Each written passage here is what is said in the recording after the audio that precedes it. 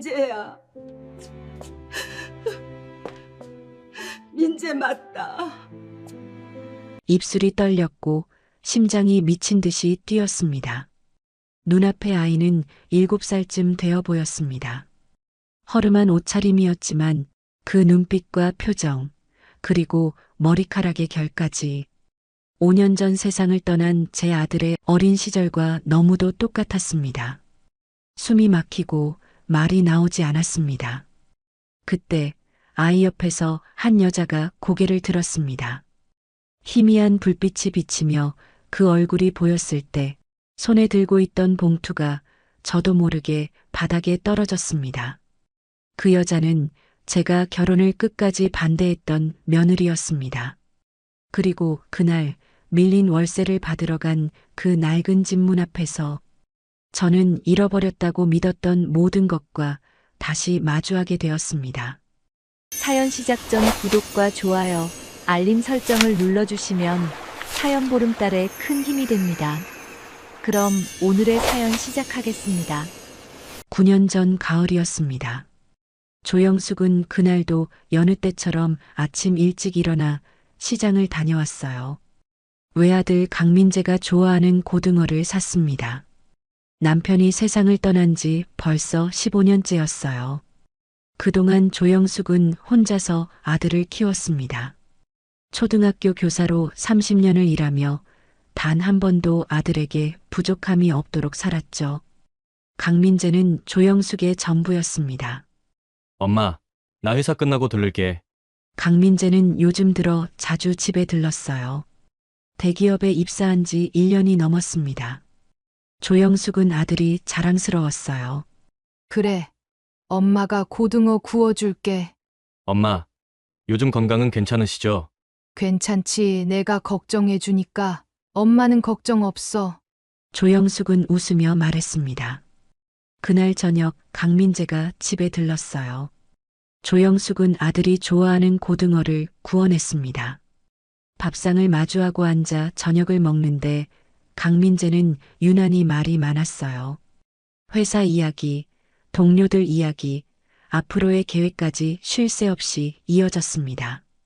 강민재는 잠시 망설이다가 물었어요. 엄마, 나 나중에 결혼하고 손주 생기면 이름 뭐로 짓고 싶어? 조영숙은 고등어를 뒤집다가 고개를 들었습니다. 갑자기 그런 건 왜 물어? 그냥 궁금해서. 조영숙은 잠시 생각하더니 말했어요. 글쎄, 아들이면 하늘, 딸이면 바다. 이렇게 짓고 싶네. 하늘이랑 바다. 응, 넓고 자유로운 이름이 좋잖아. 강민재는 빙긋 웃었습니다. 좋은데, 나중에 그렇게 지을까? 조영숙은 그런 아들을 흐뭇하게 바라봤습니다. 우리 민재, 이제 다 컸구나. 하지만 조영숙은 몰랐어요. 그날이 아들과 평화롭게 보낸 마지막 저녁이 될 줄은. 며칠 뒤였습니다. 강민재가 전화를 걸어왔어요. 엄마, 이번 주말에 집에 갈게. 인사드릴 사람이 있어. 조영숙의 가슴이 두근거렸습니다. 드디어 여자친구를 데려오나 보다. 조영숙은 기대했어요. 강민재가 어떤 여자를 데려올지. 아마도 좋은 집안에서 자란 교양 있는 여자겠죠. 아니, 꼭 그렇지 않더라도 괜찮았습니다. 평범한 가정에서 자란 착한 여자라면 충분했어요. 조영숙이 바라는 건 많지 않았습니다. 그저 아들이 행복하게 살 수 있는 든든한 가정을 꾸릴 수 있는 평범한 여자면 됐죠. 주말이 되었습니다. 조영숙은 아침부터 집안을 정리하고 아들이 좋아하는 음식을 준비했어요. 오후 2시쯤 현관 초인종이 울렸습니다.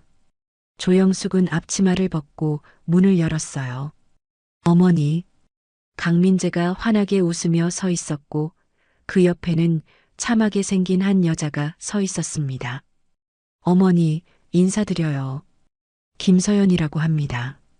여자는 공손하게 고개를 숙였어요. 조영숙은 잠시 여자를 바라봤습니다. 첫인상은 나쁘지 않았어요. 단정한 옷차림에 예의 바른 태도였습니다.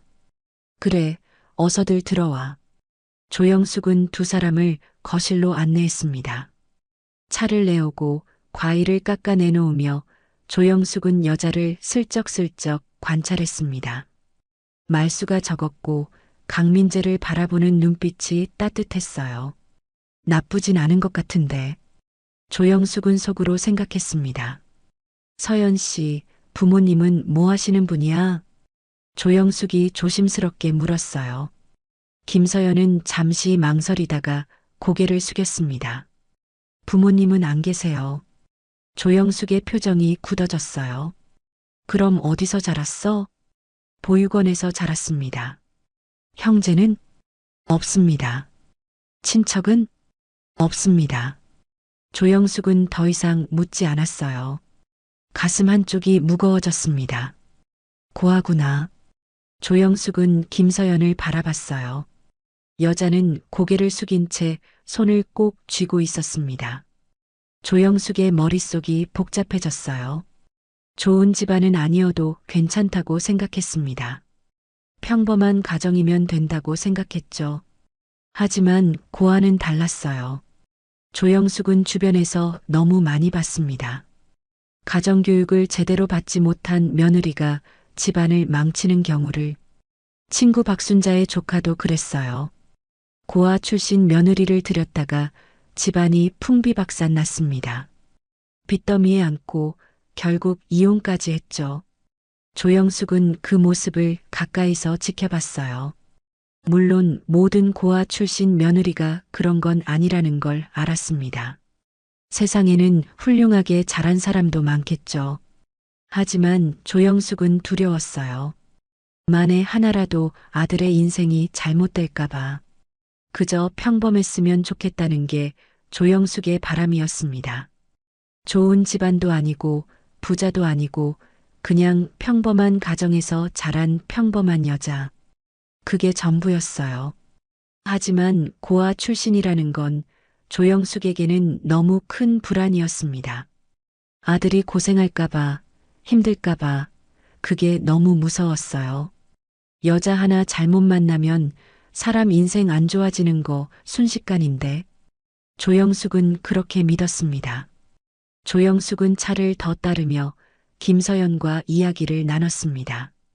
대화를 나누면 나눌수록 참한 아이라는 생각이 들었어요. 예의 바르고 말투도 조심스러웠습니다.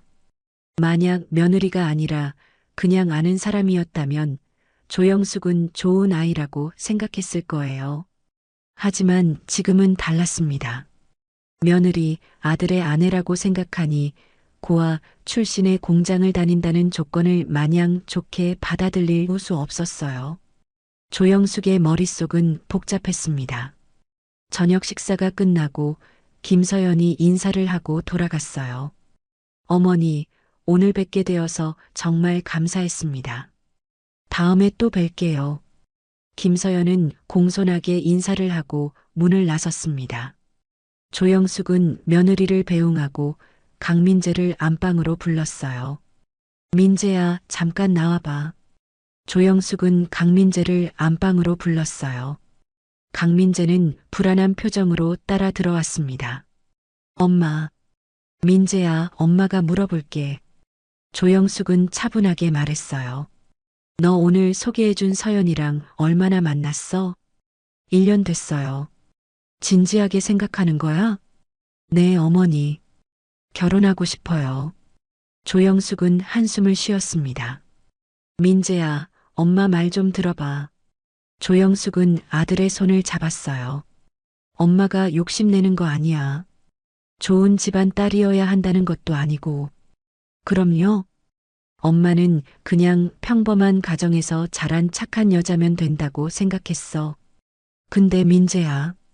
조영숙의 목소리가 떨렸습니다. 고아는 아니야. 그건 아니란 말이야. 어머니, 서연이는 좋은 사람이에요. 엄마도 알아. 나쁜 애는 아닌 것 같아. 근데 민재야, 가정교육이라는 게 얼마나 중요한지 알아? 조영숙은 간절하게 말했어요. 순자 언니 조카 봤잖아.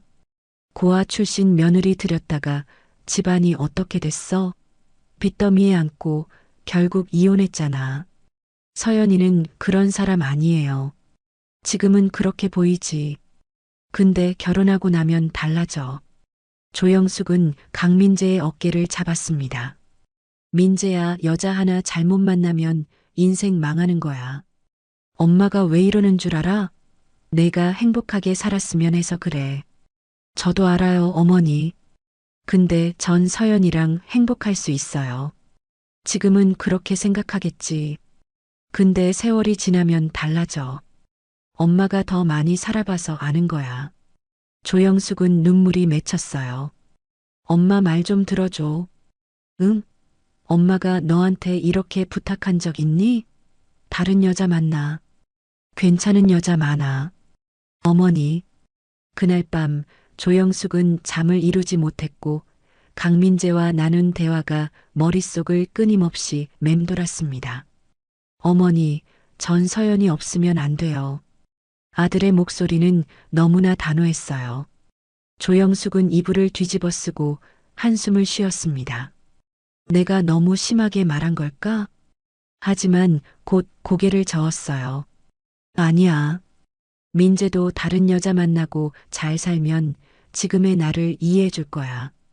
다음 날 아침 강민재가 다시 집에 찾아왔습니다. 엄마, 한 번만 더 생각해 주세요. 조영숙은 고개를 돌렸어요. 민재야, 제발 그냥 평범하게 시작했으면 좋겠어. 너도 시간이 좀 지나면 엄마를 이해하게 될 거야. 이번 한 번만 엄마 말 좀 들어주렴. 어머니, 전 정말 서연이랑 결혼하고 싶어요. 조영숙은 화가 났고 너무 서운했습니다. 아들에게 무언가 요구를 한 적이 한 번도 없었는데 이렇게 엄마가 간절히 부탁을 하는데도 생각조차 하지 않고 매몰차게 거절하는 아들에게 서운함을 넘어 배신감까지 들었어요. 그럼 집 나가. 뭐라고요? 결혼하려면 이 집 문 나서. 그리고 다시는 내 아들이라고 생각하지 마. 강민재는 어머니를 바라봤습니다. 조영숙의 눈빛은 차갑고 단호했어요. 민재야. 조영숙이 불렀습니다. 너 정말 이럴 거야? 엄마가 집 나가라고 한 진짜 의미를 몰라서 하는 말이야? 강민재는 한참 동안 말이 없었어요. 그러다 천천히 고개를 숙이며 말했습니다. 엄마 정말 죄송해요. 근데 전 서연이 없으면 정말 안 돼요. 엄마 마음이 좀 풀리면 그때 꼭 다시 찾아뵐게요. 강민재는 그렇게 말하고 천천히 현관문을 열었습니다. 민재야. 조영숙이 다시 불렀지만 강민재는 돌아보지 않았어요. 현관문이 닫히는 소리가 집안에 울렸습니다. 조영숙은 그 자리에 멍하니 서 있었어요. 돌아올 거야. 며칠 지나면 돌아올 거야. 조영숙은 스스로를 다독였습니다. 하지만 강민재는 돌아오지 않았어요. 일주일이 지나고 한 달이 지나도 연락이 없었습니다. 조영숙은 휴대폰을 들었다가 내려놓기를 반복했어요. 내가 먼저 연락할 순 없어. 자존심 때문이 아니었습니다. 그렇게 되면 서연이를 인정하게 되는 거고 아들이 정말 잘못될 수 있다는 생각에 연락할 수 없었어요. 2달째 되던 날 친구 박순자가 집에 찾아왔습니다. 영수가 민재한테 연락 좀 해봐. 왜? 무슨 일 있어? 민재 결혼했다더라. 동네에서 다 알아. 조영숙의 얼굴이 하얗게 질렸습니다. 뭐? 너 정말 몰랐어? 한 달 전에 결혼했대. 조촐하게. 조영숙은 그 자리에 주저앉았어요. 뭔가 심하게 잘못됐다는 걸 느꼈습니다. 엄마를 그렇게 따르던 아들이 결혼식에 엄마를 부르지 않았다는 건 분명히 서연이가 아들을 조종하고 있다고 조영숙은 생각했습니다. 역시 그 여자 때문이야. 내 아들이 그럴 리가 없어. 박순자가 조영숙의 어깨를 잡았습니다. 영숙아, 이제라도 찾아가 봐. 아들이 결혼했는데 엄마가 이래서 되겠어? 조영숙은 입술을 깨물었어요. 나도 찾아갈까 생각했지만 이젠 찾아갈 수도 없었습니다. 나에게 말도 안 하고 결혼했다는 건 아들놈도 여자에게 홀려서 그렇게 자신을 키운 엄마를 버리고 잊은 거라고 생각했어요. 조영숙의 가슴 한쪽이 무너져 내렸습니다. 그 금쪽 같은 내 아들이 내가 그렇게 모질게 했다고 나를 이 정도, 그 정도뿐인 존재로 생각하는구나. 조영숙은 너무 서운했어요. 여자 생기니 엄마의 존재는 있는구나. 배신감이 밀려왔습니다. 박순자는 한숨을 쉬었어요. 고집 좀 부리지 마. 나중에 후회해. 조영숙은 고개를 저었습니다. 이젠 진짜 남남이 된 건가? 아들이 평범하게 살았으면 하는 바람일 뿐이었는데 내가 뭘 그렇게 잘못한 거지? 조영숙은 아무리 생각해도 아들이 이렇게 할 정도로 본인이 잘못했다고 생각하지 않았습니다. 본인이 이렇게 고집을 피웠어도 한편으로는 아들이 다시 서영과 같이 온다면 못 이기는 척 받아줄 생각도 있었습니다. 하지만 이제는 그럴 수도 없었습니다. 박순자는 더 이상 말하지 않고 조용히 집을 나갔습니다. 그날 밤 조영숙은 홀로 술을 마셨습니다. 강민재가 좋아하던 고구마 케이크를 사다 놓고 촛불을 켰어요. 오늘은 아들의 생일이었습니다. 민재야, 생일 축하해. 조영숙은 혼자 중얼거렸어요. 케이크 한 조각을 잘라 입에 넣었지만 맛이 느껴지지 않았습니다. 눈물이 뚝 떨어졌어요. 내가 너무 심했나? 며느리에 대해 너무 색안경을 끼고 바라본 건가? 좀 더 알아보고 다가갔어야 했나? 조영숙은 후회했습니다. 그래도 먼저 연락할 순 없었어요. 아무리 생각해도 100번 양보한다 해도 자신도 모르게 결혼식을 한 건 이해가 되지 않았습니다. 한 번이라도 찾아와서 차근차근 이유를 설명한다면 이해해줄게. 라고 조영숙은 속으로 생각했습니다. 시간이 흘렀습니다. 아들이 생각날 때면 조영숙은 고구마 케이크를 사서 혼자 먹었어요. 한 입 베어 물 때마다 아들의 웃는 얼굴이 떠올랐습니다. 그렇게 그리움을 달랬어요. 하지만 전화는 오지 않았습니다. 박순자가 가끔 소식을 전해줬어요. 민재 부부 잘 산다더라. 둘이 맞벌이에서 열심히 산대. 조영숙은 대꾸하지 않았습니다. 영수가 이제라도 찾아가 봐. 아들이 잘 사는지 직접 보기라도 해. 조영숙은 고개를 저었어요. 하지만 밤이 되면 달랐습니다. 혼자 남겨진 집안에서 조영숙은 아들 사진을 꺼내보며 울었어요. 민재야, 엄마가 너무 미안해. 그래도 한 번은 찾아와서 설명은 해줘야 하지 않겠니? 조영숙의 마음은 무너져 내렸지만 아들을 먼저 찾아갈 수는 없었습니다. 그렇게 시간은 흘러갔어요. 조영숙과 강민재 사이의 거리는 점점 멀어졌습니다. 조영숙은 매일 전화기를 바라봤지만 전화는 울리지 않았어요. 그리고 조영숙은 그때 몰랐습니다. 아들이 정말로 자신을 찾아오려 했다는 것을, 단 한 번도 어머니를 잊은 적이 없었다는 것을. 그로부터 1년이 더 흘렀습니다. 조영숙은 여전히 강민재로부터 아무 연락도 받지 못했어요. 박순자는 가끔 동네에서 며느리를 봤다는 이야기를 전해줬지만 조영숙은 듣는 척도 하지 않았습니다. 2016년 8월 남편의 제사가 다가왔어요. 조영숙은 초등학교 교사로 30년을 근무하고 퇴직한 뒤 남편이 남긴 돈과 퇴직금을 합쳐 서울 근교 외곽에 연립주택 5채를 샀고 그 월세 수입으로 혼자 생활하고 있었습니다. 매년 이맘때면 조영숙은 일주일간 고향에 내려가 남편 제사를 지내고 산소를 돌보며 1년에 한 번쯤 쉬어가는 시간을 가졌어요. 순자야, 나 일주일 동안 고향 다녀올게. 그래, 잘 다녀와. 제사 잘 지내고 푹 쉬어. 조영숙은 짐을 꾸려 8월 17일 아침 일찍 고향으로 출발했습니다. 고향에 도착한 조영숙은 며칠간 고향 집을 정리하고 친척들을 만나며 시간을 보냈어요. 제사 날이 되자 조영숙은 남편의 산소를 찾았습니다.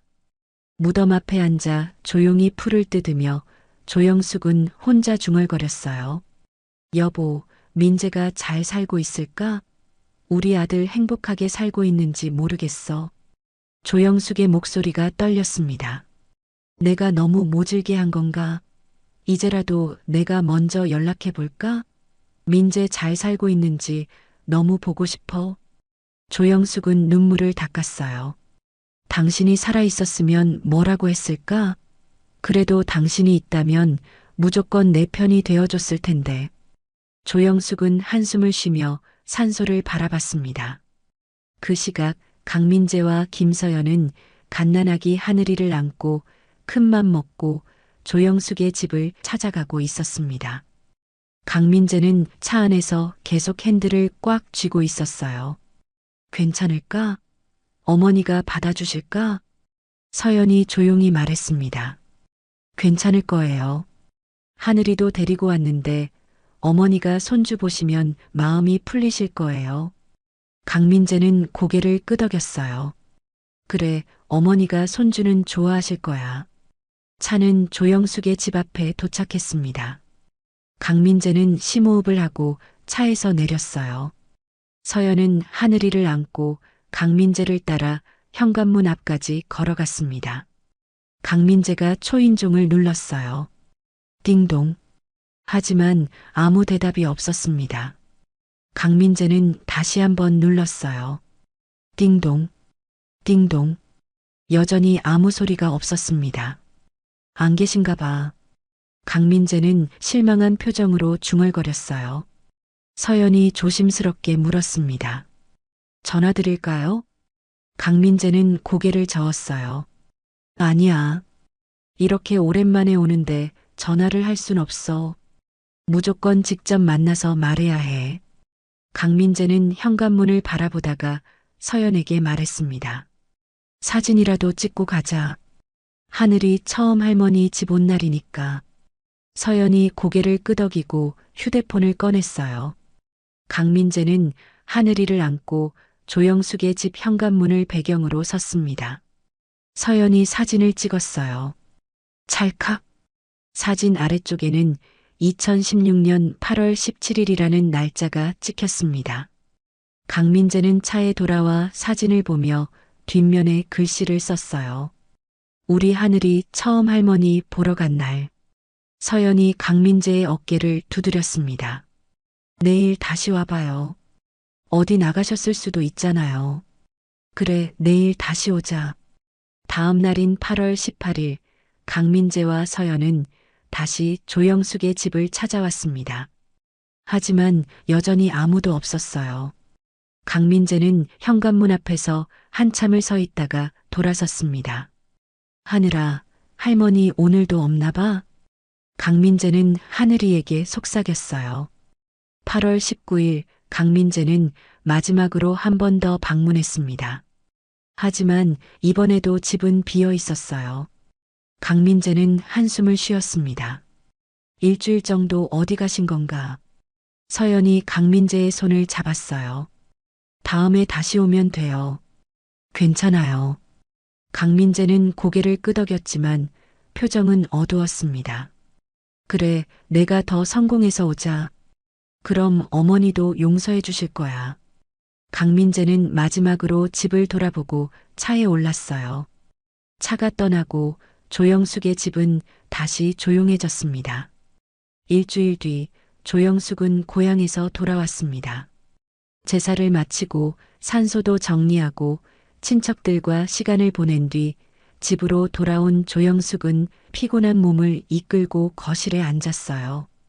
월세 관리를 확인하고 밀린 청구서를 정리하며 조영숙은 다시 일상으로 돌아왔습니다. 조영숙은 그날 밤 혼자 저녁을 먹으며 생각했어요. 민재는 잘 살고 있겠지? 하지만 전화기를 들지는 않았습니다. 조영숙은 여전히 먼저 연락할 수 없었어요. 그리고 조영숙은 몰랐습니다. 일주일 전 아들과 며느리가 자신의 손주를 안고 자신을 찾아왔었다는 것을요. 그로부터 2년이 흘렀습니다. 조영숙은 여전히 강민재로부터 아무 연락도 받지 못했어요. 박순자는 가끔 며느리가 동네 근처에서 일한다는 소식을 전해줬지만 조영숙은 관심 없다는 듯 고개를 돌렸습니다. 2021년 가을이었어요. 조영숙은 평소처럼 시장을 다녀오는 길이었습니다. 휴대폰이 울렸어요. 낯선 번호였습니다. 여보세요? 조영숙 씨 맞으십니까? 네, 그런데요. 저는 서울대학교 병원 응급실입니다. 강민재 씨와 관련해서 연락드렸습니다. 조영숙의 손이 떨렸어요. 민재가 무슨 일이에요? 교통사고를 당하셨습니다. 지금 중환자실에 계십니다. 빨리 오셔야 할 것 같습니다. 조영숙의 머릿속이 하얗게 변했어요. 그게 무슨 소리예요? 우리 아들은 잘 살고 있는데 무슨... 조영숙의 목소리가 떨렸습니다. 휴대폰을 든 손이 심하게 흔들렸어요. 하늘이 무너지는 것 같았습니다. 다리에 힘이 풀려 조영숙은 그 자리에 주저앉았어요. 어머님, 지금 바로 오셔야 합니다. 간호사의 목소리가 다급했습니다. 지금 갈게요. 조영숙은 떨리는 손으로 겨우 전화를 끊었어요. 가슴이 터질 것 같았습니다. 아니야, 아닐 거야. 우리 민재가. 조영숙은 일어서려 했지만 다리가 말을 듣지 않았어요. 조영숙은 급하게 택시를 잡아타고 병원으로 향했습니다. 차 안에서 조영숙의 손은 계속 떨렸어요. 민재야, 제발 아무 일 없어야 해. 병원에 도착한 조영숙은 중환자실 앞으로 달려갔습니다. 의사가 나왔어요. 보호자시죠? 네, 어머니입니다. 우리 아들 어떻게 된 거예요? 의사는 심각한 표정으로 말했습니다. 음주운전 차량이 신호를 무시하고 들이받았습니다. 환자분은 아무 과실이 없었어요. 그거 말고 우리 아들 지금 어떻게 됐냐고요?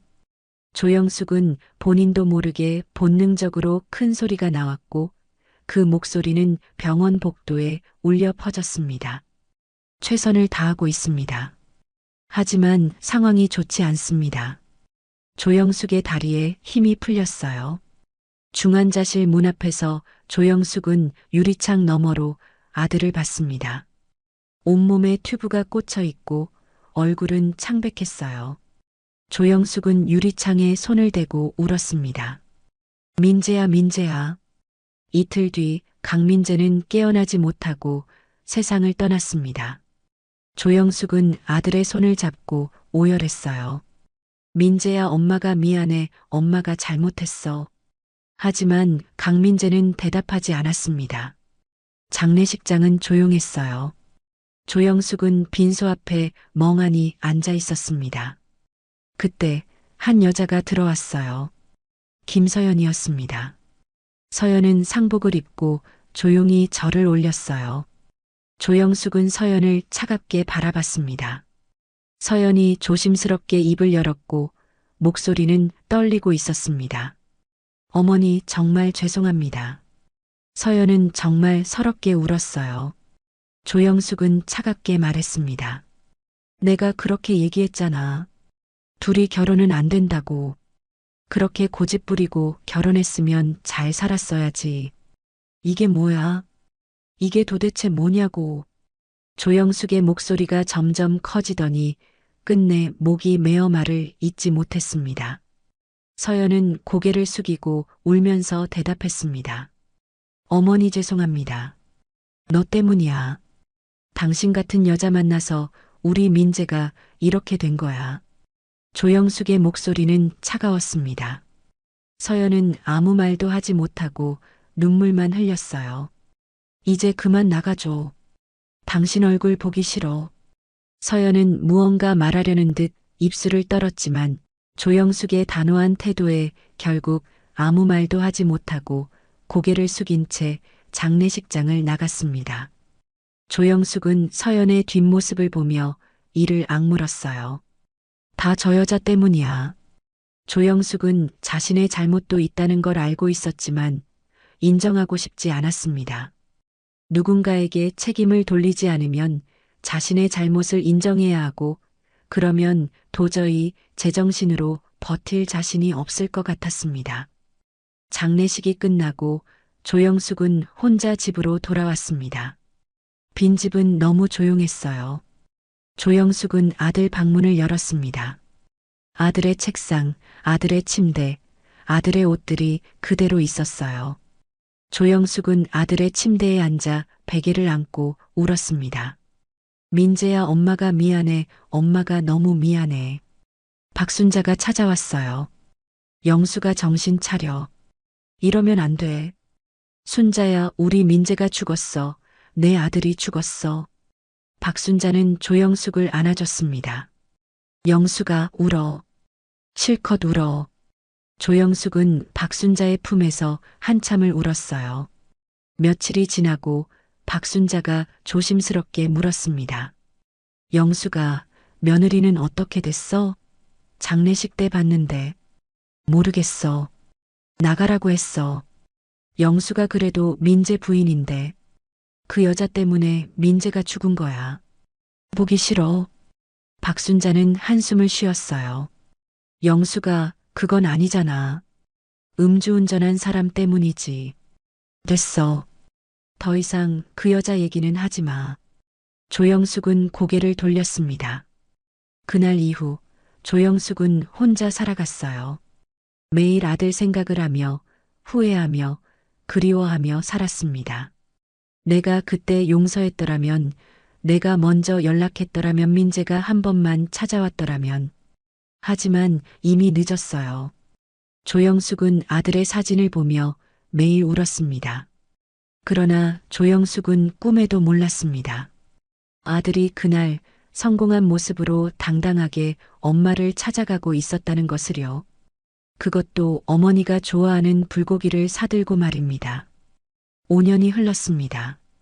조영숙은 혼자 살아가고 있었어요. 아들이 죽은 뒤 조영숙의 삶은 멈춰버린 것 같았습니다. 매일 아들 사진을 보며 지냈고 아들이 좋아하던 고구마 케이크를 사다 놓고 혼자 먹으며 그리움을 달랬어요. 박순자는 여전히 가끔 찾아와 조영숙을 위로했습니다. 영수가, 이제 좀 털어내. 민재도 내가 이러는 거 원하지 않을 거야. 알아. 근데 어떻게 잊어. 내 아들인데. 조영숙은 여전히 후회 속에서 살고 있었어요. 그러던 어느 날 조영숙은 월세를 받으러 연립주택 중 한 채를 찾아가기로 했습니다. 6개월째 월세가 밀려 있었어요. 조영숙은 여러 번 독촉 전화를 했지만 세입자는 계속 미뤘습니다. 이번 달에는 꼭 드릴게요. 죄송합니다. 하지만 이번 달도 입금이 되지 않았어요. 조영숙은 더 이상 참을 수 없었고 직접 찾아가기로 했습니다. 연립주택에 도착한 조영숙은 2층 집 앞에 섰어요. 초인종을 눌렀습니다. 띵동. 잠시 후 문이 천천히 열렸어요. 문틈 사이로 한 여자의 얼굴이 보였고 조영숙의 심장이 멎는 것 같았습니다. 저 얼굴, 저 여자. 김서연이었어요. 5년 전 장례식장에서 쫓아냈던 며느리였습니다. 하지만 예전과는 너무 달랐어요. 얼굴은 많이 야위었고 헐쑥했으며 눈가에는 깊은 그림자가 드리워져 있었습니다. 서연도 조영숙을 알아봤어요. 어머니. 서연의 목소리가 떨렸습니다. 그때 서연 뒤에서 한 아이가 튀어나왔어요. 엄마, 누구야? 조영숙은 그 아이를 보는 순간 숨이 멎었습니다. 민재야, 우리 민재가. 아이의 얼굴이 너무나 낯익었어요. 눈빛, 표정, 머리카락의 결까지 5년 전 세상을 떠난 강민재의 어린 시절과 너무도 똑같았습니다. 조영숙은 순간 착각했어요. 죽은 아들이 살아있는 것 같았습니다. 입술이 떨렸고 심장이 미친 듯이 뛰었어요. 조영숙은 말을 잇지 못하고 아이를 바라봤습니다. 서연이 황급히 아이를 뒤로 밀었어요. 안으로 들어가 있어. 응. 아이는 고개를 끄덕이고 안으로 들어갔습니다. 아니야. 그럴 리가 없어. 세상에 닮은 사람은 얼마든지 많아. 조영숙은 스스로를 진정시키며 서연을 바라봤습니다. 너가 어떻게 여기 있는 거야? 조영숙의 목소리는 차갑고 냉소적이었습니다. 서연은 고개를 숙였어요. 죄송합니다. 어머니 갈 데가 없었어요. 조영숙은 차갑게 말했습니다. 갈 데가 없다고 하필 여기에 왔다고? 월세는 왜 안 내는 거야? 6개월이나 밀렸잖아. 하지만 조영숙의 머릿속에는 계속 아까 그 아이의 얼굴이 떠올랐어요. 혹시 설마 심장이 두근거렸습니다. 정말 죄송합니다. 곧 드릴게요. 조영숙은 서연을 차갑게 바라봤습니다. 고지 언제야? 다음 달?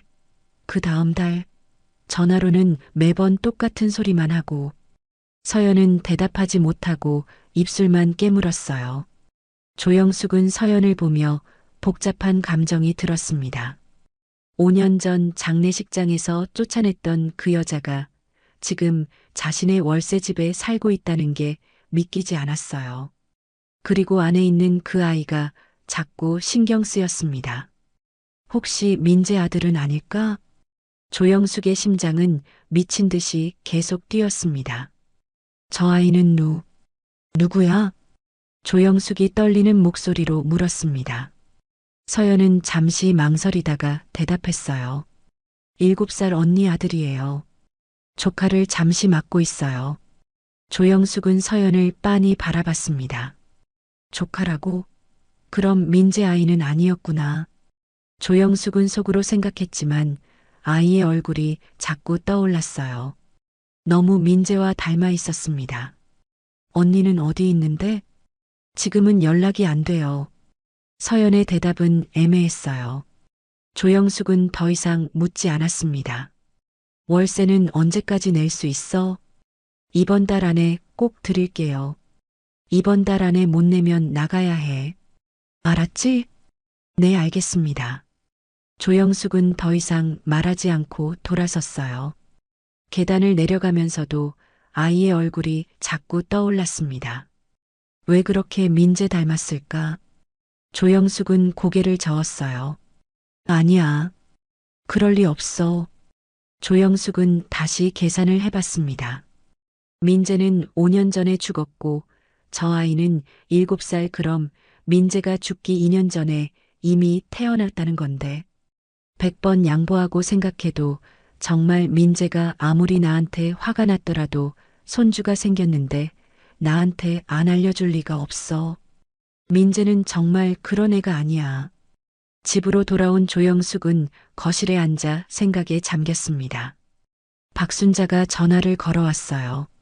영수가 뭐해? 응, 아무것도 안 해. 너 무슨 일 있구나? 나 지금 갈게. 잠깐만 있어. 박순자는 금방 도착했어요. 영수가 무슨 일 있어? 표정이 안 좋네. 조영숙은 한숨을 쉬었습니다. 순자야, 오늘 월세 받으러 갔다가 이상한 일이 있었어. 무슨 일? 민재 와이프를 봤어? 그 여자가 내 월세 집에 살고 있더라. 박순자는 놀란 표정을 지었어요. 뭐? 민재 와이프가? 응. 6개월째 월세가 밀렸길래 찾아갔더니 그 여자였어. 박순자는 잠시 말이 없었습니다. 영수가 그럼 어떻게 할 거야? 모르겠어. 일단 이번 달까지 기다려보려고. 박순자가 조심스럽게 물었어요. 영수가 혹시 그 여자한테 애 있어? 조영숙은 고개를 끄덕였습니다. 응. 아이가 하나 있더라. 근데 조카라고 하던데. 조카? 언니 아들을 맡고 있다고. 박순자는 고개를 갸웃거렸어요. 그럼 민재 아이는 아닌 거네? 그런 것 같아. 근데 그 아이가 너무 민재를 닮았어. 조영숙의 목소리가 떨렸습니다. 박순자가 조영숙의 손을 잡았어요. 영수가 내가 아들을 못 잊고 너무 그리워서 그렇게 보이는 걸 거야. 알아, 근데 정말 똑같았어. 눈빛이랑 표정이랑. 조영숙은 눈물을 닦았습니다. 박순자는 조영숙을 위로했어요. 영숙아, 너무 생각하지 마. 그냥 우연일 거야. 그래, 그럴 거야. 조영숙은 고개를 끄덕였지만 마음속 깊은 곳에서는 계속 의심이 들었어요. 정말 조카일까? 아니면 조영숙은 혼란스러웠습니다. 이 순간 조영숙은 알지 못했습니다. 저 아이의 존재가 자신의 살을 송두리째 뒤흔들 거라는 걸요. 며칠이 지났습니다. 조영숙은 서연이 사는 월세집이 자꾸 신경 쓰였어요. 아무리 아니라고 생각하려 해도 그 아이의 얼굴이 계속 떠올랐습니다. 조영숙은 평소처럼 시장을 다녀오는 길에 서연의 집 근처를 지나가게 됐어요. 그냥 지나가는 길이니까. 조영숙은 스스로에게 변명하며 연립주택 앞에 섰습니다. 마침 서연이 아이와 함께 밖으로 나오고 있었어요. 애기야, 천천히 내려와. 서연이 아이의 손을 잡고 계단을 내려왔습니다. 조영숙은 멀리서 그 모습을 지켜봤어요. 아이는 작은 가방을 메고 있었고 서연은 아이의 옷깃을 고쳐주고 있었습니다. 조영숙은 가슴 한쪽이 뭉클해졌어요. 민재도 저렇게 작았을 때가 있었는데 아이가 계단을 다 내려와 서연과 함께 걸어가는 모습을 보며 조영숙은 자신도 모르게 따라 걸었습니다. 서연은 아이를 유치원에 데려다주고 다시 혼자 돌아왔어요. 조영숙은 멀리서 지켜보다가 발걸음을 돌렸습니다. 그날 저녁 조영숙은 집에서 저녁을 먹다가 문득 생각이 났어요. 내일 아침에 아이가 유치원 가겠지. 조영숙은 고개를 저었습니다. 내가 왜 이러고 있어? 남의 집 아이인데. 하지만 다음 날 아침 조영숙은 또 서연의 집 근처를 지나가고 있었어요. 아이가 서연과 함께 유치원으로 가고 있었습니다. 조영숙은 멀리서 지켜보다가 아이가 유치원에 들어가자 근처 슈퍼에 들렀어요. 과자 몇 개와 우유를 샀습니다. 그냥 지나가는 김에 조영숙은 스스로를 설득하며 서연의 집 문 앞에 과자와 우유를 놓고 왔어요. 오후가 되자 조영숙은 다시 서연의 집 근처를 지나갔습니다. 아이가 유치원에서 돌아와 집 앞 계단에 앉아 있었어요. 혼자였습니다. 조영숙은 멈춰 섰어요. 왜 혼자 있지? 엄마는 어디 갔어? 조영숙은 조심스럽게 다가갔습니다. 애기야, 혼자 있니? 아이는 고개를 들어 조영숙을 바라보더니 환하게 웃었어요. 응, 엄마 일하러 갔어. 아이의 목소리는 밝고 살갑했습니다. 조영숙은 아이 옆에 앉았어요. 배고프지 않아? 응, 괜찮아요. 아이는 씩씩하게 대답했지만 배에서 꼬르륵 소리가 났습니다. 조영숙은 가방에서 빵 하나를 꺼냈어요. 이거 먹어. 와, 고맙습니다, 할머니. 아이는 공손하게 인사를 하고 빵을 받아들었어요. 조영숙은 신기했습니다. 넌 왜 이렇게 할머니한테 예쁘게 구니? 아이가 빙긋 웃으며 대답했어요. 엄마가 할머니 엄청 착한 할머니라고 했어요. 말 잘 들으라고 했어요. 조영숙의 이유 없이 괜히 가슴이 뭉클해졌습니다. 조영숙은 아이를 가만히 바라봤어요. 아이가 빵을 먹기 전 오른쪽 눈썹을 살짝 찡그렸습니다. 조영숙의 심장이 멎는 것 같았어요. 저 버릇 민재도 저랬는데 강민재는 어렸을 때부터 뭔가를 먹기 전에 항상 오른쪽 눈썹을 찡그리는 버릇이 있었습니다. 조영숙은 그 버릇을 기억하고 있었어요. 아이가 똑같은 버릇을 하는 걸 보고 조영숙은 숨이 막혔습니다. 설마, 정말 설마. 조영숙은 떨리는 목소리로 물었어요. 애기야, 이름이 뭐야? 아이는 빵을 먹다가 고개를 들었습니다. 저요? 저는. 그때 서연이 급하게 달려왔어요. 애기야, 엄마 왔어. 서연은 조영숙을 보고 얼굴이 굳어졌습니다. 어머니. 조영숙은 천천히 일어섰어요. 서연이 아이를 끌어안았습니다. 애기야, 안으로 들어가 있어. 응. 아이는 고개를 끄덕이고 집 안으로 들어갔어요. 조영숙은 서연을 바라봤습니다. 저 아이 정말 조카 맞아? 서연은 고개를 숙였어요. 네, 조카 맞아요. 그럼 왜 혼자 집 앞에 있었어? 엄마는 어디 갔고? 제가 일하느라 늦어서요. 조영숙은 서연을 빤히 바라봤습니다. 저 아이 이름이 뭐야? 서연은 잠시 망설이다가 대답했어요. 민준이에요. 조영숙은 고개를 끄덕였어요. 그래. 조영숙은 더 이상 묻지 않고 돌아섰습니다. 하지만 마음속 깊은 곳에서는 계속 의심이 들었어요. 민준이라고? 그럼 정말 조카인 건가?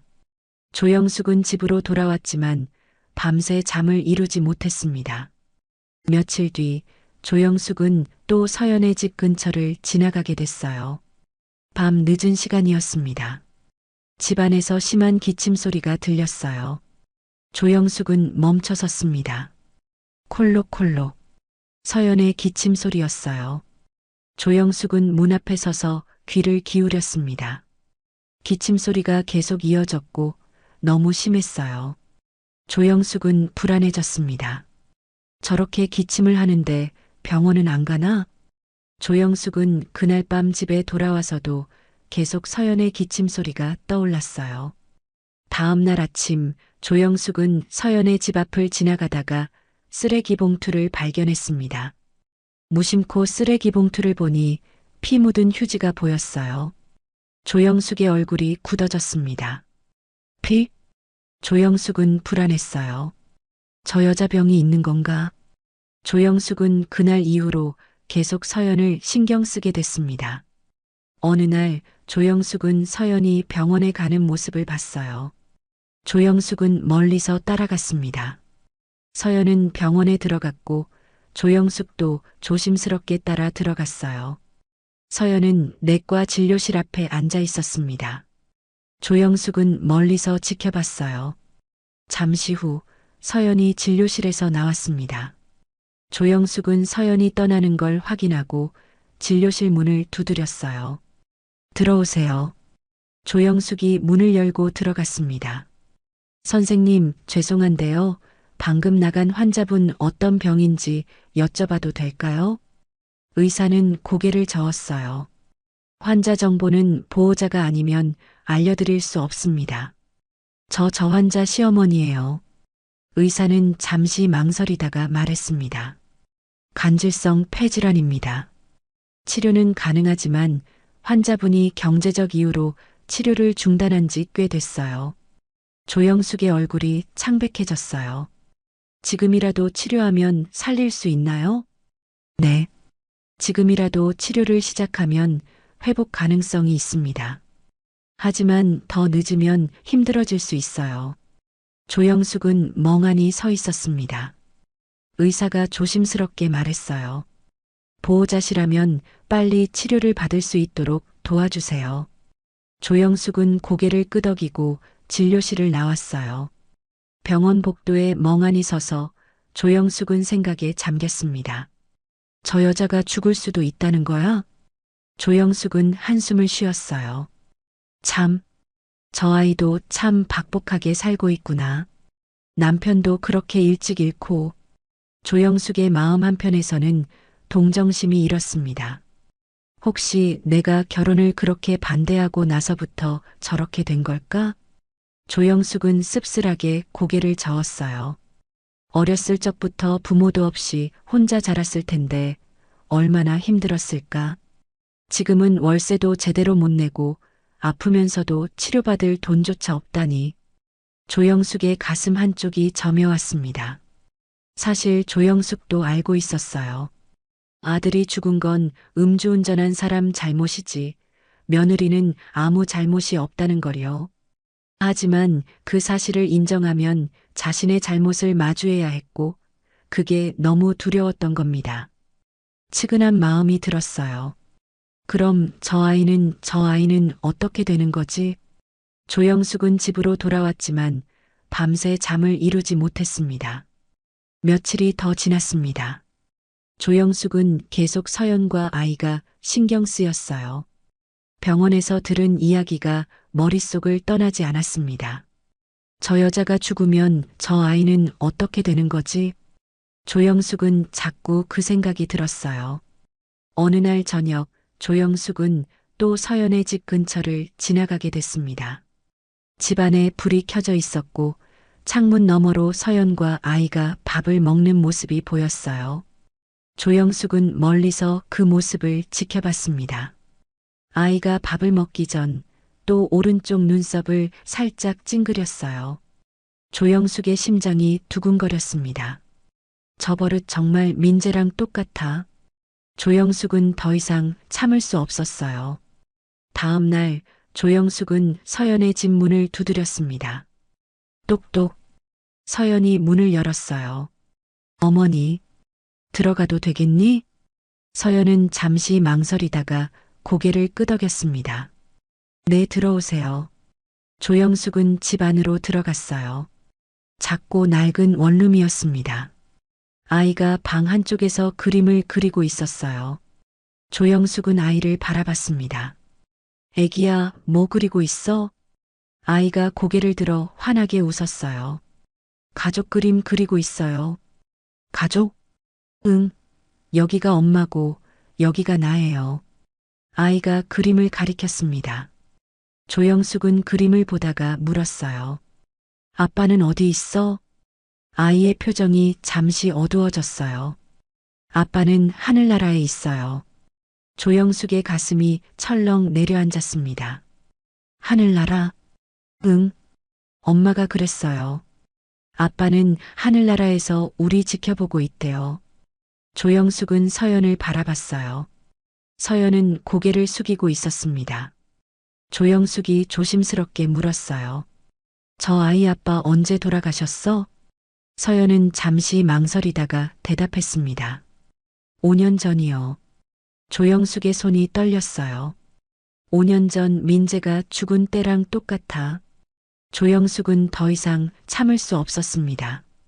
저 아이 정말 조카 맞아? 서연은 고개를 들지 않았어요. 네. 그럼 왜 아빠가 5년 전에 돌아가셨다고 해? 언니 남편이 5년 전에 돌아가셨어요. 조영숙은 서연을 빤히 바라봤습니다. 그럼 저 아이 이름이 정말 민준이야? 서연은 대답하지 않았어요. 조영숙이 아이에게 직접 물었습니다. 애기야, 이름이 뭐라고 했지? 아이가 환하게 웃으며 대답했어요. 저는 강하늘이에요. 조영숙의 머릿속이 하얗게 변했습니다. 하늘 강하늘. 조영숙은 9년 전 아들과 나눴던 대화가 떠올랐어요. 엄마, 나 나중에 결혼하고 손주 생기면 이름 뭐로 짓고 싶어? 글쎄, 아들이면 하늘, 딸이면 바다. 이렇게 짓고 싶네. 조영숙은 숨이 막혔습니다. 하늘이라고? 조영숙의 목소리가 떨렸어요. 서연은 여전히 고개를 숙이고 있었습니다. 조영숙은 천천히 서연에게 다가갔어요. 너 저 아이가 민재 아들이지? 서연은 대답하지 않았습니다. 대답해. 저 아이가 민재 아들 맞지? 조영숙의 목소리가 커졌어요. 서연의 목소리는 떨리고 있었고 눈물이 주르륵 흘러내렸습니다. 참았던 모든 감정이 한꺼번에 터져 나오는 것 같았어요. 서연은 어깨를 들썩이며 아주 서럽게 울면서 고개를 끄덕였습니다. 네, 맞아요. 민재 아들이에요. 조영숙은 그 자리에 주저앉았어요. 다리에 힘이 풀렸습니다. 그럼 저 아이가 내 손주란 말이야? 네. 조영숙은 하늘이를 바라봤습니다. 하늘이는 아무것도 모른 채 여전히 그림을 그리고 있었어요. 조영숙의 눈에서 눈물이 흘러내렸습니다. 왜 말을 안 했어? 왜 지금까지 숨기고 있었어? 서연이 눈물을 닦으며 말했어요. 어머니가 저를 미워하시잖아요. 민재가 죽은 게 제 잘못이라고 생각할 것 같았어요. 서연의 목소리가 떨렸습니다. 조영숙은 아무 말도 할 수 없었습니다. 그래서 혹시 우리 하늘이까지 미워하게 될까봐 그게 너무너무 두려웠어요. 서연은 고개를 숙이고 울었어요. 그런데 제가 몸이 아프고 막상 죽을 수도 있다고 생각이 드니까 혼자 남을 하늘이가 너무 불쌍했어요. 서연의 목소리는 더욱 떨렸습니다. 그래서 하늘이한테 할머니가 누군지 알려줘야겠다고 생각했어요. 제가 죽고 나면 하늘이는 정말 혼자가 될 테니까요. 서연은 눈물을 흘리며 계속 말했어요. 그래서 어머니 월세집에 일부러 들어왔어요. 하늘이가 할머니 가까이에서 지낼 수 있게요. 조영숙은 가슴이 무너지는 것 같았습니다. 조영숙은 고개를 떨구고 울었어요. 자신이 며느리를 이렇게 숨막히게 했다는 게 너무 미안했습니다. 손주를 손주라고조차 말하지 못하게 만들었다는 게 가슴이 찢어지는 것 같았어요. 조영숙은 서연을 바라보며 떨리는 목소리로 말했습니다.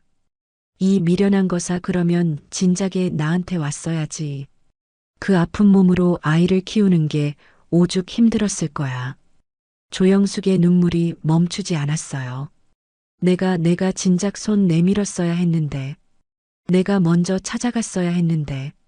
조영숙은 자신의 고집과 자존심이 얼마나 잔인했는지 뼈저리게 느꼈습니다. 며느리는 죽음 앞에서도 홀로 버텼고 손주는 할머니의 존재조차 제대로 알지 못한 채 자라고 있었습니다. 모두 자신의 잘못이었어요. 하늘이가 조영숙에게 다가왔습니다. 할머니, 왜 울어요? 조영숙은 하늘이를 바라봤어요. 하늘이의 얼굴은 민재와 너무도 닮아 있었습니다. 조영숙은 하늘이를 끌어안았어요. 하늘아, 내가 너 할머니야. 너 친할머니. 조영숙의 목소리가 떨렸습니다. 할미가 미안하다, 정말 미안해. 조영숙은 하늘이를 안고 한참을 울었습니다. 서연도 옆에서 조용히 눈물을 흘렸어요. 조영숙은 한참을 하늘이를 안고 울다가 눈물을 닦고 서연에게 물었습니다. 너 병원은 다니고 있어? 서연은 깜짝 놀란 표정을 지었어요. 어떻게 하셨어요? 그건 나중에 얘기하고 치료는 받고 있어? 서연은 고개를 숙였습니다. 그게 사정이 있어서요. 금방 괜찮아질 거예요. 조영숙은 서연의 손을 잡았어요. 거짓말하지 마. 내가 다 알아. 간질성 폐질환이지? 서연은 눈을 크게 떴습니다. 어머니, 돈이 없어서 치료를 중단했다며? 서연은 대답하지 못하고 눈물만 흘렸어요. 조영숙은 서연의 손을 꼭 쥐었습니다. 이제부터 치료받아. 내가 도와줄게. 어머니 어떡해요? 하늘이 엄마가 죽으면 안 되잖아. 이제부터 무조건 치료받아. 서연은 눈물을 흘리며 고개를 끄덕였어요. 조영숙은 하늘이를 다시 바라봤습니다. 하늘이는 여전히 환하게 웃고 있었어요. 조영숙의 가슴이 뭉클해졌습니다. 우리 민재 아들, 우리 손주. 마치 죽은 아들 민재에게 미안하다고 대신 이야기하는 것처럼 조영숙은 하늘이를 꼭 끌어안았습니다. 할머니 아파요. 하늘이가 웃으며 말했습니다. 조영숙은 미안하다는 듯 하늘이를 살짝 놓아줬어요. 미안. 할미가 너무 좋아서 그랬어. 하늘이가 고개를 갸웃거렸습니다. 할머니, 나 좋아해요? 그럼. 할미가 세상에서 제일 좋아해. 하늘이가 환하게 웃었어요. 나도 할머니 좋아요. 조영숙은 하늘이를 안고 또 안고 눈물이 멈추질 않았습니다. 하지만 조영숙은 아들이 죽은 진짜 이유를 꿈에도 생각하지 못하고 있었습니다. 그날 이후 조영숙은 서연의 치료를 적극적으로 도왔습니다. 병원비를 내고 약값을 대주며 서연이 제대로 치료받을 수 있도록 챙겼어요. 하늘이도 조영숙의 집에 자주 오게 됐습니다. 조영숙은 하늘이를 볼 때마다 가슴이 벅차올랐어요. 우리 민재 아들, 우리 손주. 하늘이는 조영숙을 할머니라고 부르며 잘 따랐습니다. 할머니, 오늘 유치원에서 그림 그렸어요. 그래, 할머니한테 보여줘. 하늘이가 가방에서 그림을 꺼냈어요. 가족 그림이었습니다. 엄마, 하늘이, 그리고 할머니. 조영숙은 그림을 보며 눈물이 났어요. 할머니, 왜 울어요? 아니야. 할미가 너무 좋아서 그래. 하늘이가 환하게 웃었습니다. 나도 할머니 좋아요. 조영숙은 하늘이를 꼭 안았어요. 어느 날 조영숙은 서연의 방을 정리해 주러 갔습니다. 서연이 병원 치료를 받으러 간 사이 조영숙은 혼자 집을 청소하고 있었어요. 그러다 서랍 안에서 낡은 액자 하나를 발견했습니다. 액자 속에는 사진 한 장이 들어 있었어요. 조영숙은 사진을 꺼내봤습니다. 이건 사진 속에는 민재, 서연, 그리고 갓난아기가 있었어요. 배경은 조영숙의 집 앞 현관문이었습니다. 조영숙의 손이 떨렸어요. 사진 아래쪽에는 날짜가 찍혀 있었습니다. 2016년 8월 17일. 조영숙은 그날을 기억했어요. 남편 제사 때문에 고향에 내려가 있던 날이었습니다. 조영숙은 사진을 뒤집어 봤어요. 뒷면에는 민재의 글씨가 적혀 있었습니다. 우리 하늘이 처음 할머니 보러 간 날. 조영숙은 그 자리에 주저앉았어요. 사진을 꼭 쥐고 있는 조영숙은 눈물이 저절로 주르륵 흘러내렸습니다. 진짜? 정말로 찾아왔다고? 내가 그렇게 한 번만 찾아오라고 빌었는데 민재가 정말 왔었다고? 조영숙은 믿을 수 없다는 듯 사진을 다시 보고 또 봤습니다. 내가 집에 없어서 못 만났던 거라고? 그런 것도 모르고 난 아들을 원망만 했던 거야? 조영숙의 가슴이 찢어지는 것 같았어요. 손이 떨리고 눈물이 멈추지 않았습니다. 민재야, 엄마가 미안해. 엄마가 정말 미안해. 조영숙은 한참을 울다가 서연이 돌아오는 소리를 들었어요. 어머니, 다녀왔습니다. 서연이 문을 열고 들어왔습니다. 조영숙은 사진을 들고 서연을 바라봤어요. 이거 언제 찍은 거야? 서연은 사진을 보고 표정이 굳어졌습니다. 그건 2016년 8월 17일. 민재가 나를 찾아왔었지? 서연은 고개를 끄덕였어요. 네, 그날 어머니를 뵈러 갔었어요. 저희 셋이 어머님께 용서받고 인정받으려고 용기 내서 찾아왔었어요. 민재가 하늘이를 꼭 보여드리고 싶어 했어요. 조영숙의 눈에서 눈물이 흘렀습니다. 근데 내가 집에 없었구나. 내 어머니가 안 계셔서 그냥 돌아왔어요. 한 번만 왔어? 서연은 고개를 저었어요. 아니요. 3일 연속 찾아갔어요. 근데 계속 안 계셔서. 조영숙은 가슴을 쳤습니다. 아, 내가 그때 집에 있었어야 했는데. 조영숙은 무너져 내렸어요. 서연이 조영숙을 부축했습니다. 어머니, 괜찮으세요? 괜찮을 리가 있니? 내가 민재를 못 만난 거야. 조영숙은 서연의 손을 잡았어요. 민재는 나를 미워하지 않았구나. 서연은 고개를 저었습니다. 아니요. 민재는 어머니를 단 한 번도 미워한 적 없어요.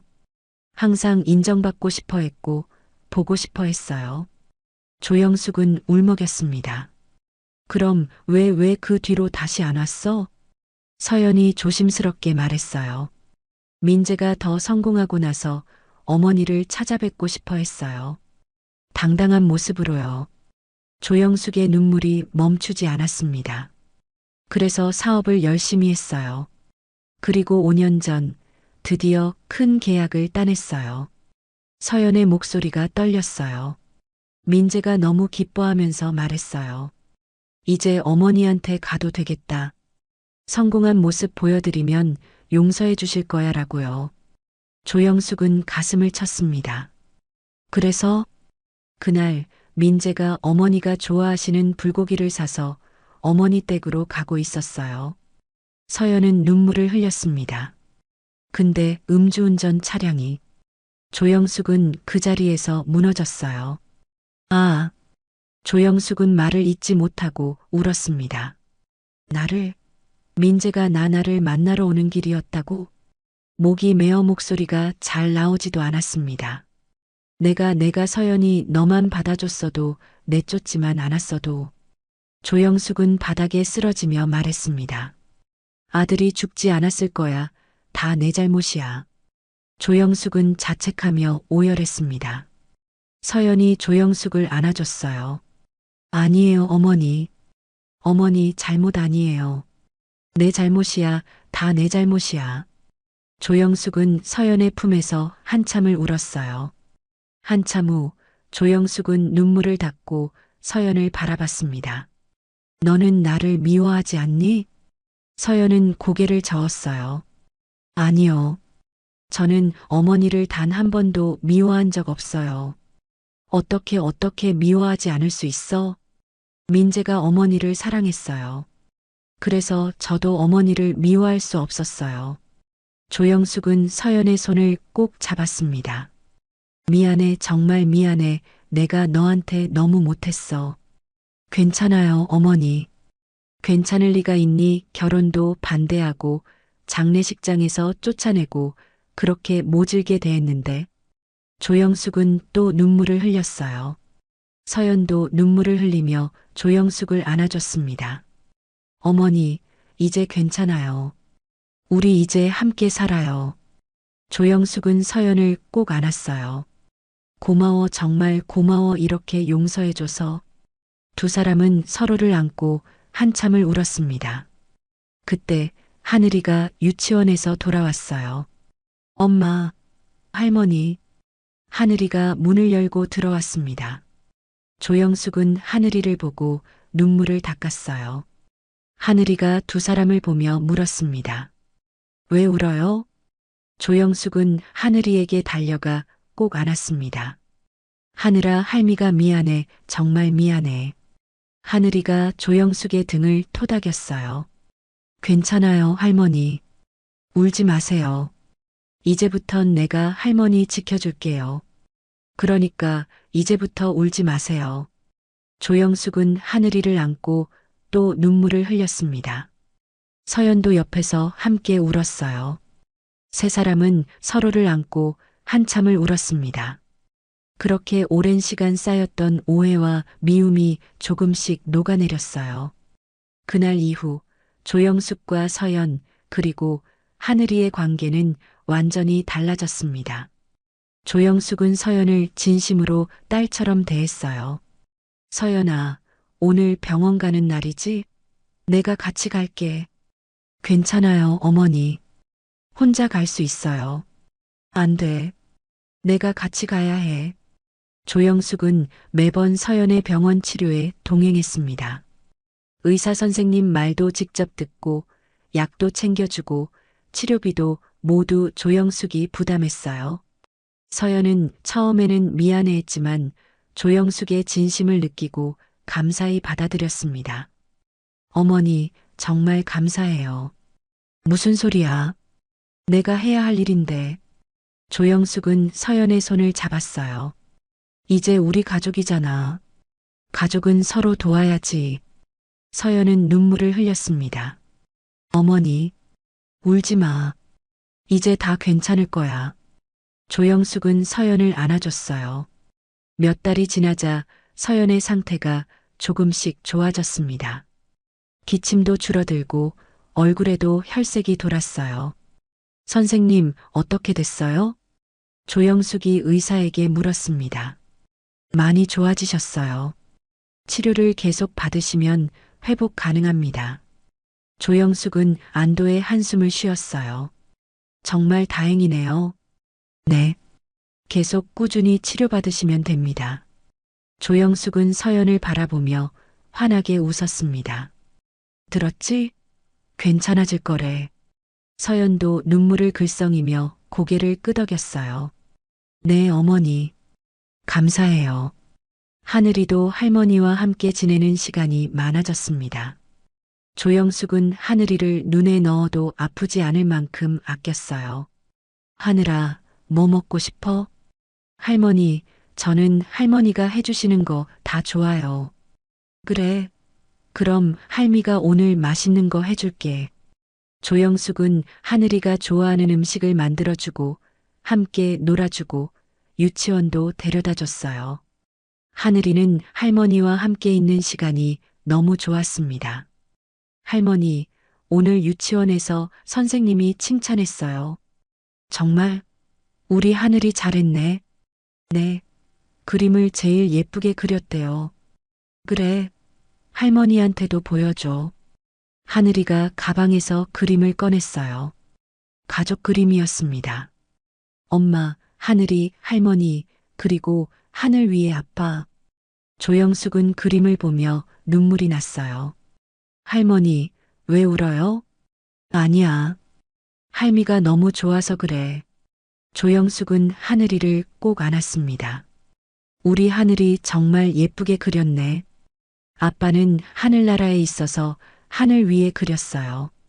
조영숙의 가슴이 뭉클해졌어요. 그래, 아빠가 하늘에서 우리 지켜보고 계실 거야. 네, 엄마가 그랬어요. 조영숙은 하늘이를 보며 미소 지었습니다.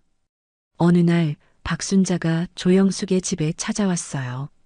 영숙아, 요즘 표정이 많이 밝아졌네? 그래, 그런가? 응, 예전이랑 완전 달라 보여. 박순자는 웃으며 말했습니다. 조영숙은 차를 따르며 말했어요. 순자야, 나 손주 생겼어. 뭐? 손주? 응, 민재 아들이야. 박순자는 깜짝 놀랐습니다. 진짜? 민재한테 아들이 있었어? 응, 7살이야. 이름은 하늘이고. 조영숙은 환하게 웃었어요. 세상에, 그럼 그동안 몰랐던 거야? 응, 며느리가 숨기고 있었어. 내가 미워할까봐. 박순자는 한숨을 쉬었습니다. 영수가 그동안 얼마나 힘들었어. 이제 다 괜찮아. 손주도 만났고 며느리도 치료받고 있고. 며느리는 뭐 어디 아팠어? 간질성 폐질환이었어. 근데 이제 치료받아서 좋아지고 있어. 박순자가 조영숙의 손을 잡았어요. 영수가 정말 다행이다. 이제 행복하게 살아. 고마워, 순자야. 내가 옆에서 많이 도와줘서. 무슨 소리야? 친구 사이에. 두 사람은 웃으며 차를 마셨습니다. 시간이 흐르면서 서연의 건강은 점점 좋아졌어요. 조영숙은 서연과 하늘이를 자신의 집으로 데려왔습니다. 서연아, 이제 여기서 같이 살자. 어머니, 월세집은 좁고 불편하잖아. 여기 방도 많은데 같이 살면 되지. 서연은 눈물을 흘렸어요. 어머니, 정말 괜찮으세요? 당연하지. 우리 가족인데. 조영숙은 서연을 안아줬습니다. 이제 우리 함께 살자. 서연은 고개를 끄덕였어요. 네, 어머니. 감사해요. 하늘이도 할머니 집에서 살게 돼서 너무 좋아했습니다. 할머니, 제 방이 생겼어요. 그래, 이제 여기가 하늘이 방이야. 와, 감사합니다, 할머니. 하늘이는 방을 이리저리 뛰어다니며 좋아했어요. 조영숙은 그 모습을 보며 행복하게 웃었습니다. 저녁이 되자 세 사람은 함께 식탁에 앉았어요. 조영숙이 음식을 차려놓고 말했습니다. 자, 이제 밥 먹자. 감사합니다, 어머니. 할머니, 감사합니다. 세 사람은 함께 밥을 먹었어요. 조영숙은 서연과 하늘이를 바라보며 가슴이 벅차올랐습니다. 이제야 진짜 가족이 됐구나. 조영숙은 눈물을 훔치며 웃었어요. 왜 울어요, 할머니? 하늘이가 걱정스럽게 물었습니다. 아니야. 할미가 너무 행복해서 그래. 그럼 좋은 거네요. 하늘이가 환하게 웃었어요. 조영숙은 하늘이와 서연을 바라보며 속으로 생각했습니다. 민재야, 엄마가 이제 제대로 할게. 서연이랑 하늘이 잘 돌볼게. 조영숙은 마음속으로 아들에게 약속했어요. 그날 밤 조영숙은 오랜만에 편안하게 잠들었습니다. 더 이상 후회도 원망도 없었어요. 이제는 사랑과 용서만 남았습니다. 봄이 왔습니다. 서연의 건강은 많이 회복됐고 조영숙과 서연, 하늘이는 진짜 가족처럼 함께 살고 있었어요. 어느 날 저녁 세 사람이 함께 저녁을 먹고 있을 때 서연이 조심스럽게 말했습니다. 어머니, 제가 말씀드릴 게 있어요. 그래, 무슨 얘기? 조영숙은 서연을 바라봤어요. 서연은 잠시 망설이다가 말했습니다.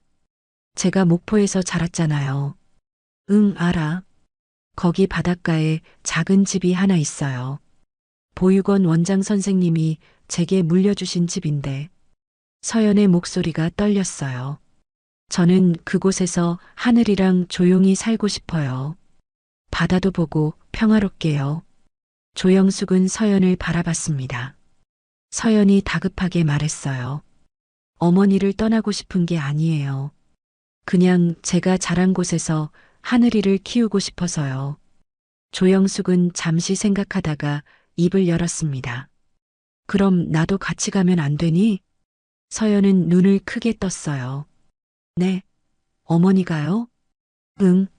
나도 같이 가고 싶어. 안 되겠니? 어머니, 정말이요? 서연의 눈에 눈물이 맺혔습니다. 그럼, 우리 이제 가족이잖아. 함께 살아야지. 조영숙은 서연의 손을 잡았어요. 할머니도 같이 가요? 하늘이가 신나서 물었습니다.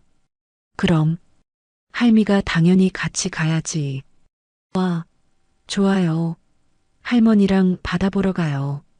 하늘이가 손뼉을 치며 좋아했어요. 조영숙은 하늘이를 안아주며 웃었습니다. 한 달 뒤 세 사람은 목포로 이사했습니다. 바닷가 근처에 있는 작고 아담한 집이었어요. 집 앞에는 작은 마당이 있었고 조금만 걸어가면 바다가 보였습니다. 어머니, 여기에요. 서연이 집 앞에 섰어요. 조영숙은 집을 바라보며 미소 지었습니다. 좋은 곳이네. 네. 제가 어렸을 때 원장 선생님이랑 자주 오던 곳이에요. 그럼 추억이 많겠구나. 네. 그래서 더 의미 있는 곳이에요. 세 사람은 집 안으로 들어갔어요. 작지만 따뜻한 집이었습니다. 조영숙은 집을 둘러보며 만족스러운 표정을 지었어요. 여기서 우리 셋이서 행복하게 살자. 네, 어머니. 서연은 눈물을 글썽이며 고개를 끄덕였습니다. 며칠 뒤 세 사람은 바닷가를 함께 걸었어요. 하늘이는 신나서 모래사장을 뛰어다녔습니다. 할머니, 엄마, 빨리 와요. 조영숙과 서연은 손을 잡고 천천히 걸어갔어요. 어머니, 정말 감사해요. 서연이 조영숙을 바라보며 말했습니다. 무슨 소리야? 내가 더 고마워. 저는 어머니한테 아무것도 해드린 게 없는데. 아니야. 너는 민재를 사랑해줬잖아. 그것만으로도 충분해. 조영숙은 서연의 손을 꼭 쥐었어요. 그리고 하늘이를 이렇게 잘 키워줘서 고마워. 서연은 눈물을 흘렸습니다. 어머니, 울지 마. 이제 우리 행복하게 살자. 조영숙은 서연을 안아줬어요. 하늘이가 조개 껍데기를 주워들고 달려왔습니다. 할머니, 이거 예쁘죠? 그래, 정말 예쁘다. 할머니 드릴게요. 하늘이가 조개 껍데기를 조영숙에게 건넸어요. 조영숙은 조개 껍데기를 받아들고 하늘이를 안아줬습니다. 고마워, 우리 하늘이. 세 사람은 바닷가에 나란히 앉아 노을을 바라봤어요. 붉은 노을이 바다를 물들이고 있었습니다. 조영숙은 하늘과 바다를 바라보며 생각했어요. 민재야, 엄마가 이제 제대로 하고 있지? 서연이랑 하늘이 잘 돌보고 있어. 조영숙은 마음속으로 아들에게 말했습니다. 엄마가 늦었지만 이제라도 잘할게. 우리 가족 지킬게. 바람이 불어왔고 조영숙의 머리카락이 흩날렸어요. 마치 아들이 대답하는 것 같았습니다. 조영숙은 미소 지으며 하늘이와 서연을 바라봤어요. 우리 저녁 먹으러 갈까? 네, 저 배고파요. 하늘이가 신나게 대답했습니다. 그럼 가자. 할미가 오늘 맛있는 거 해줄게. 와, 좋아요. 세 사람은 손을 잡고 집으로 돌아갔습니다. 석양 아래 세 사람의 그림자가 나란히 걸어가고 있었어요. 조영숙은 더 이상 혼자가 아니었습니다. 사랑하는 가족과 함께였어요. 오랜 시간 쌓였던 오해와 미움은 모두 녹아내렸고, 이제는 사랑과 용서만 남았습니다. 조영숙은 행복했어요. 진짜 행복했습니다. 집에 도착한 세 사람은 함께 저녁을 준비했어요. 조영숙은 음식을 만들고, 서연은 상을 차리고, 하늘이는 수저를 놓았습니다. 자, 다 됐다. 이제 먹자. 감사합니다, 어머니. 할머니, 감사합니다. 세 사람은 함께 밥을 먹었어요. 창밖으로는 바다가 보였고 따뜻한 저녁 햇살이 집안을 비추고 있었습니다. 조영숙은 서연과 하늘이를 바라보며 생각했어요. 이게 행복이구나. 조영숙은 조용히 미소 지었습니다. 이제 더 이상 외롭지 않았어요. 혼자가 아니었습니다. 사랑하는 사람들이 곁에 있었고 그것만으로도 충분했어요. 오랜 시간 잃어버렸던 평화가 조영숙의 마음속에 자리 잡았습니다. 후회도 원망도 미움도 모두 사라졌어요. 이제는 따뜻한 사랑만 남았습니다. 조영숙은 매일 아침 눈을 뜰 때마다 감사했어요. 이 평범한 일상이, 이 소소한 행복이 얼마나 소중한 것인지 깨달았습니다. 조영숙은 진심으로 행복했어요. 여러분, 오늘 사연은 어떠셨나요? 괜찮으셨다면 구독과 좋아요, 알림 설정을 눌러주세요. 댓글로도 조영숙 할머니가 너무 모질었는지 아니면 어머니라면 그럴 수도 있는지 여러분의 의견을 남겨주세요. 사랑은 때로 멀리 돌아옵니다. 오해와 마음으로 단절되었던 시간들. 하지만 진실은 언젠가 드러나고 용서는 치유와 평화를 가져옵니다. 조영숙 할머니는 늦었지만 깨달았습니다. 사람을 선입견으로 바라보면 진짜 소중한 것을 잃게 된다는 것을, 서로의 상처를 보듬고 함께 걸어가는 것이 진짜 사랑이라는 것을요. 그러나 지금 조영숙 할머니는 행복합니다. 며느리 서연을 딸처럼 아끼고 손주 하늘이를 눈에 넣어도 아프지 않을 만큼 사랑하며 살아가고 있습니다. 더 이상 후회도 원망도 없습니다. 이제는 사랑과 용서만 남았습니다. 오늘도 영상 끝까지 시청해 주셔서 감사합니다. 사연 보름달, 다음에도 더 좋은 사연으로 찾아뵙겠습니다. 항상 건강하시고 행복하세요.